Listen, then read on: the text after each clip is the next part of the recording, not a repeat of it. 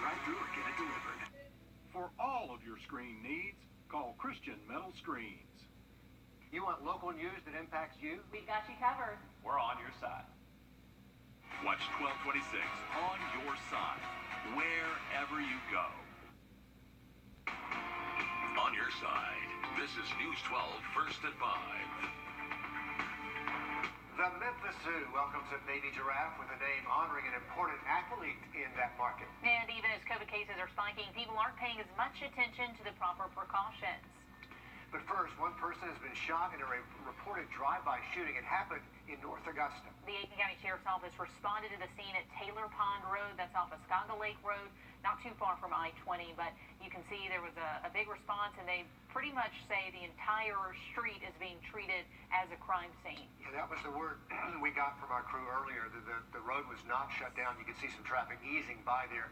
But as Laura mentioned, the whole area is being treated as a crime scene. We'll let you know just as soon as we learn more about what happened over there and the extent of the injuries. COVID cases on the rise nationwide as well as here at home, so much so that Augusta leaders are now taking matters into their own hands. Even though cases are getting worse, many people are still not masking up. Sarah Cummings explains how the city is planning to enforce harsher penalties for anyone not following the rules. The holiday wreaths are up in Augusta. 'Tis the season, but city leaders say it's also the season we cannot slow down on COVID safety measures. COVID compliance has seen a drop in Augusta. According to city officials, we're told deputies see fewer people wearing masks. Because the city's mask ordinance is still in effect until December 9th, the Richland County Sheriff's Office is able to still issue fines. The penalties range from $25 on the first offense and up to $100 on the third offense. However, Commission, the mayor, and the sheriff have already said they want to rely on encouragement instead of enforcement. This week's Georgia Department of Public Health numbers show Richland County has reached more than 8,600 cases. With the holidays approaching, bringing travel, shopping, and events with it, city leaders say they will be holding those accountable who are not in compliance.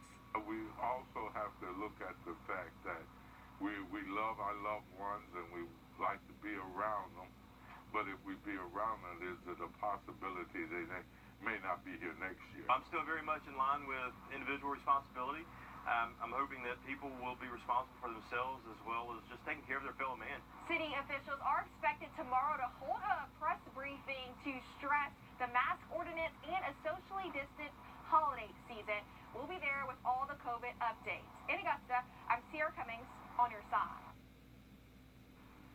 Later this afternoon, South Carolina Governor Henry McMaster and other public health officials will be giving us an update on the state's response to COVID-19. They're expected to offer up some suggestions on how you can prepare for a safe holiday season. That gets started right around 5:30, so in less than a half hour, we're going to be listening in to let you know the latest from the South Carolina governor. It took years before. So I really want to settle that concern that people have about that. What about the decision of the data? Who looked at the data? Was that some force that was made? Dr. Anthony Fauci addressing the vaccine that so many of us have been waiting for, and he's talking about the days and weeks to come as they begin to roll out that vaccine, how effective it is, and what the public will eventually do, whether they will take that vaccine, whether they will feel comfortable. But much more on this coming up tonight on the evening news. Richard? Sounds like a high level of confidence out of Washington, which is great to pass along to you live this afternoon out of Washington. As we give you a live look there at Wheeler Road on a beautiful afternoon, Riley. Yeah, we have been spoiled all week long. Continue to see this very nice weather stick around today, and it's actually expected to last through the weekend. How about this? A beautiful look at sunset over the Savannah River here, courtesy of EarthCam. We saw our highs back in the 60s today, but not quite up to our average highs, so still a little bit below average today. Very dry air in place, light winds. It is going to be getting chilly again tonight as soon as that sun does go down. Many of us stay in the 50s, north of I-20, Edgefield only at 54 currently. Louisville, you're one of the warmer spots at 65 right now. Through this evening, once that sun goes down, those temperatures are going to drop fairly quickly. Most of us are expected to already be down to the 40s, most likely by around 7 o'clock tonight. Have a look at some warmer weather by the weekend, though, in just a little bit. Person for a second arrest is made in connection to a fatal shooting in Orangeburg County. 20-year-old Joquan Summers now facing murder charges in the death of 18-year-old Antonio Singleton. Singleton was found dead earlier this month off Academy Lane, that's north of Holly Hill. 21-year-old Quavon Abraham is already behind bars. He's charged with murder. He was arrested November 10th, just a day after the shooting. A demand for answers coming from the east coast of Florida. Protesters rallying in Brevard County nearly a week after two teenagers were shot when a deputy opened fire on a car. The families of 16-year-old Angelo Prooms and 18-year-old Sincere Pierce calling for full transparency in this case. I need answers. We just want to make sure we get our due justice for my nephew. And when you did approach him, why was the first thing? Why did you approach him to shoot? This dash cam video from the Brevard County Sheriff's Office shows two deputies trying to make contact with that car. The sheriff says the deputy opened fire after giving verbal commands for the car to stop, which it does right there, but then begins to move again. He says the car did not stop and the deputy felt that they were in danger. Happening in about an hour, the Aiken City Council will vote on a new mask ordinance. The previous one expired Monday. So if they approve this, the new mandate will not have an expiration date. Instead, it will only end if South Carolina lifts its state of emergency or if council votes to remove it. The ordinance requires face coverings in the city's public places. That meeting starts at 6, and we'll keep you in the loop. We are still waiting for the Georgia Secretary of State's office to... First at 5, 2 Georgia public school employees have been named the winners of the state's first ever RISE Awards. One of them is right here in Evans. North Columbia School Safety Officer Lee Peck, just recognized by Governor Brian Kemp. The RISE stands for Recognizing Inspirational School Employees. In a statement, the governor calls Officer Peck a hero, pointing out the extra weight of service he's taken on during the fight against the virus, and most of all, his care for students. Shoppers out and about at the Sacred Heart Cultural Center today. The center hosted a holiday market selling things like unique gifts, artwork, baked goods. Guest speakers talked about holiday brunch ideas and how to create centerpieces with flowers. In just a few hours, you can celebrate the holidays in downtown Aiken, too. Their holiday open house is tonight, and the shops will be open a little later than usual from 6 until 8 if you want to get a jump start on those Christmas lists. You are asked to wear a mask in the stores. Golden Harvest working hard to make sure people in the region get the food they need. Tomorrow they're holding a drive-through food giveaway. This one at the Williston Fire Department on Main Street at 2 in the afternoon. All you do is drive up, pop the trunk, and a volunteer puts the food in. They're giving out 1 load of food per household, and be sure to bring a photo ID and wear a mask. A new baby giraffe at the Memphis Zoo, and his name is a nod to one of the city's favorite athletes. To celebrate the winning NBA Rookie of the Year, Ja Morant, the zoo named the cat Giraffe. Pretty creative, right? 9 days old, and the 7th giraffe in that zoo's herd, and the birth is part of a species survival plan. The zoo aims to breed a giraffe herd that is diverse, that's stable, and self-sustaining. But welcome to the zoo, little guy. So cute. But can he dunk? Can he dunk? He probably doesn't have to do any jumping yet. Is that bird done yet? I'm not sure. The holiday season usually marked by spending time with loved ones, but what does it mean for your mental health when keeping people safe means keeping people apart? Temperatures this morning were the coldest of the season, got down to 26 in Graniteville. Have a look at some warmer temps for the weekend coming up. The ad fund is responsible for the content of this advertising. Thanksgiving traditionally brings people together, but this year, COVID-19, unfortunately, is keeping family and friends apart. And that is replacing the stress of cooking for large groups or maybe traveling hundreds of miles with feelings of loneliness or isolation. Sarah Doloff has that story. This Thanksgiving, no holiday from the pandemic. It's going to be a challenge. As health experts say, big gatherings around the table should be off the table. The CDC advising virtual Thanksgivings or those with members of the same household as the safest options. The family of Dr. Anthony Fauci helping set the example. We're going to get on Zoom and we're going to talk and smile and laugh and drink. I'm proud of my daughters that they were really concerned about their, quote, elderly dad. But the smart move, maybe not the easiest mentally. It's actually normal to be feeling down about the holidays. It's a real disappointment that we're still working through the pandemic. Northwestern Memorial Behavioral Health Specialist Allison Johnson says this time of year can already be challenging. The pandemic adding to feelings of anxiety and sadness. One of the things to consider and putting into your thought process deliberately is, with COVID, it will pass. This year will pass. She suggests replicating beloved family traditions on a smaller scale, or if that doesn't feel right, going the opposite way, with new foods or activities, or looking for ways to help others. And she says, take care of yourself. Maybe this is the year where you do get enough sleep and rest and just enjoy the people you have around you. Thanksgiving traditions transformed by the pandemic. Sarah Dolph, NBC News.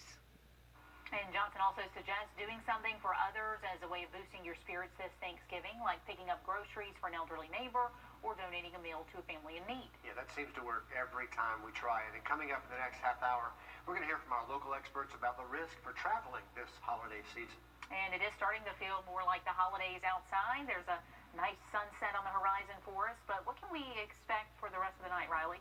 Looking good, clear skies. It is going to be a little bit chilly out there. So yeah, once the sun goes down, we are going to see our temperatures drop fairly quickly, already hitting the 40s by the time we get to around 7 o'clock. So you will need the jacket if you're planning on stepping out the next few hours. We're currently at 61 here in Augusta, but once again, with dry air in place, very easy for us to cool off very efficiently tonight. High pressure is in control again. It's moved a little bit further offshore, not by much though. No real fronts around us, and that's why we just don't really have any rain in the forecast, at least for the next 5 days. Very little rain expected across the CSRA. But if we were to extend this out one more day, Wednesday of next week appears to be a time to where we could squeeze out a few showers across the region. And rain necessarily wouldn't be the worst thing we could see. We actually have some of our southern counties starting to turn abnormally dry, so not quite up to moderate drought stage just yet, but they're getting close. So if we see some rain, hopefully that will subside those drought conditions in the southern CSRA.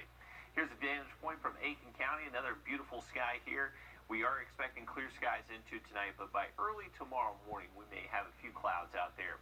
Many spots north of Augusta actually stayed in the 50s today. Washington up in Wilkes County, y'all are currently in the mid-50s, and as far as I saw, I did not see y'all reach the 60s out there this afternoon.